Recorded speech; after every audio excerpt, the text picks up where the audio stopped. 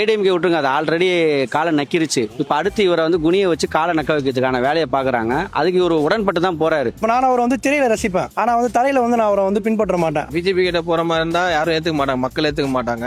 நாங்க ஏத்துக்க மாட்டோங்க. இந்த பக்கம் மாறி அந்த பக்கம் மாறி போறது எங்களுக்கு பிடிக்காது. அப்போ எங்க மனசு ஏத்துக்கும், அவளை ஜனத்தை வச்சுட்டு பின்னாடி எங்க ஏத்துப்பாங்க, யாரும் ஏத்துக்க மாட்டாங்க. யாரும் பிஜேபி கூட கூட்டணி வச்சா சப்போர்ட் பண்ண மாட்டோம் நாங்க. இப்போ அவர் தான் சொன்னாரு சிபிஐ எல்லாமே வந்துட்டு யாருக்கிட்ட இருக்கு, மத்திய அரசு கிட்ட இருக்கு. அப்ப மட்டும் அந்த சிபிஐ வந்து நல்லவங்க இல்ல, இப்ப மட்டும் நல்லவங்களா? அவங்களுக்கு தேவைன்னா நல்லவங்க, தேவையில்லைன்னா கெட்டவங்க. தளபதி விஜய் வந்து பிஜேபி கூட சேர்ந்திருந்தாலும் சரி, இல்ல ஏடிஎம் கூட சேர்ந்தாலும் சரி, கண்டிப்பா உண்மையான மக்கள் வந்து அவங்க ஓட்டே போட மாட்டாங்க. அதிமுக ஆட்சியில வந்து காவல்துறையை ஒரு ஏவல் துறையா பயன்படுத்தி 13 உயிர்களை வந்து குடித்த பொழுது இதே சிபிஐ உடனே நடவடிக்கை எடுக்கல, இதே உச்சநீதிமன்றம் ஏன் உடனே பதில் கொடுக்கல? அப்ப ஒன்றிய அரசின் மூலமா களமிறக்கப்பட்டவர் தான் விஜய். குஷி ஆனந்த் இப்போ வெளியே வராரு பாருங்க. அப்போ இதுலேருந்து என்ன தெரியுது, அங்கே வந்து கிரீன் சிக்னல் வந்துச்சு.